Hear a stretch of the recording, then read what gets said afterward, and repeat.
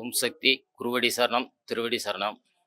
என் பேர் சீதாராமன், சக்தி பீட தலைவர். நான் கிட்டத்தட்ட 45 வருஷமாக இந்த இயக்கத்தில் இருக்கேன். 85ல் அந்த சக்தி பீடம் கல்நாட்டு விழா பண்ணி 1990 குடமுழுக்கு நடந்தது. இந்த சக்தி பீடத்துக்கு வர்றவங்களுக்கெல்லாம் குழந்தை இல்லாதவங்க, கல்யாணம் ஆகாதவங்க, அவங்கவுங்க குறைகளை சொல்லி நிறையா நிவர்த்தி அடைஞ்சிருக்கு. அம்மாவை தேடி நிறையா பேர் இந்த சக்தி பீடத்துக்கு வருவாங்க. இது ஆடிப்புற விழா பெரிய லெவலில் நடக்கும். இதில் 13,000 பேர் அளவுக்கு இந்த அன்னதானம் நடக்கும். 2 நாளைக்கு அன்னதானம் பண்ணுவோம்.